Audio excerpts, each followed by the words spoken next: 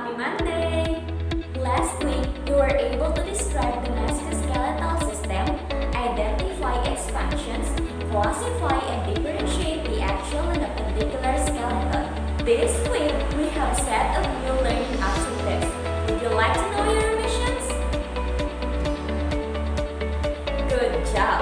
Your missions are: identify the different kinds of joints and determine its functions.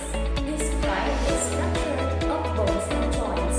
Can you accomplish those missions? Very good. This week, we have visitors. Are you excited to meet our visitors? Okay, everyone, let's all welcome Mr. Bones and Mrs. Joints. Mr. Bones and Mrs. Joints are here with us to help me discuss our new lesson. Are you ready to enjoy learning with our visitors?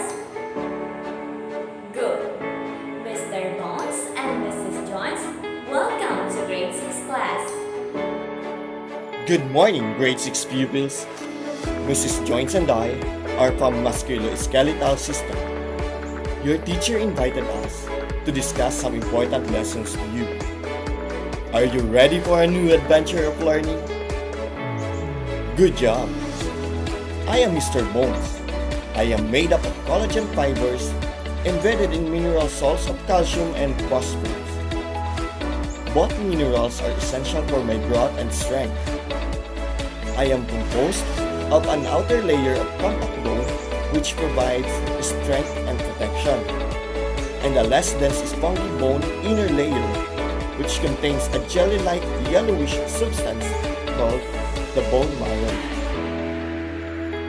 The bone marrow plays an essential role in hematopoiesis. Do you know what is hematopoiesis? Correct. Hematopoiesis is the formation of blood or of blood cells in the living body. The bone marrow can be classified into red bone marrow, which is formed in the humerus, femur, pelvis, and the vertebral column, and the yellow bone marrow, which is found in many other bones. Most of the red blood cells, as well as the platelets and white blood cells, are synthesized in the red bone marrow. The yellow marrow is composed of adipose tissue, a fatty material that gives its yellowish color. Your teacher told me that you have my picture in your science textbook, page 87. You can see and study my structure in it. That ends my discussion. I hope you learned something from me. I now give the floor to Mrs. Jones. Good morning, grade 6 pupils. In the human skeleton, I can be found in regions where two bones meet. I allow you to perform movements. I am involved every time you walk. We are designed for a specific movement, except for the joints of the skull, which are known as immovable joints. I have many kinds that are distributed all throughout your body. Without us, you will not be able to have a normal movement, especially when dealing with everyday activities such as walking, running, sitting, crouching tasks, and activities. Do you know my different kinds? Who can give me one kind? Correct! Ball and socket. Ball and socket joints allows movement in all directions. The joints in your shoulder and hips are ball and socket. They allow you to swing your arms and legs. The rounded end of your upper arm bone fits into a hollow or socket at the end of your shoulder bone. Do you know the joint that allows you to move in one direction only? That's right! Hinge joints allows movement in one direction only. What are examples of hinge joint? Absolutely! Your elbow and knee joints are hinge joint. They allow back and forth movement like the hinge of the door. What joints allows you to move side to side and back and forth? Excellent!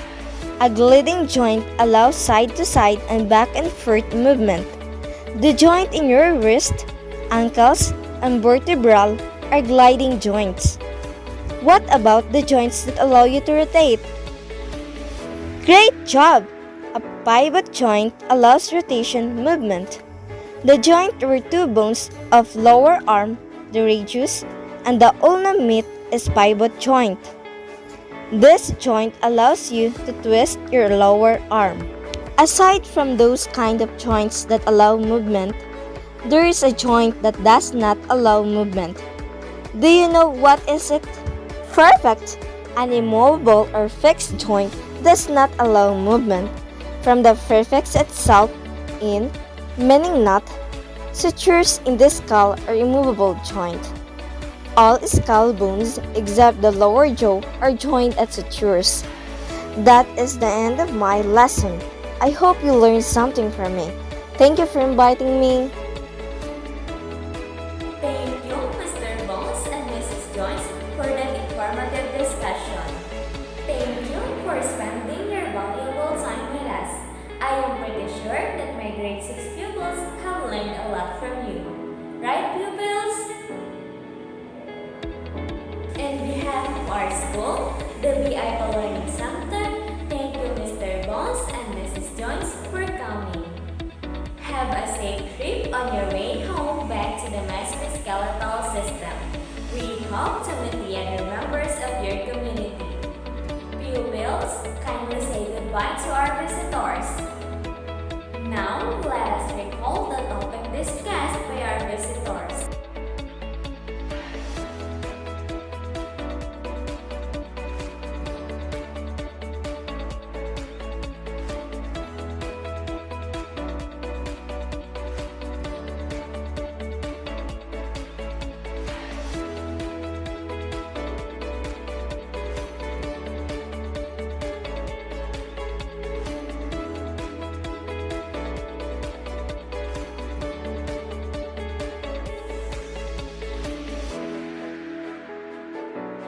That is the end of our discussion. I hope you learned something today.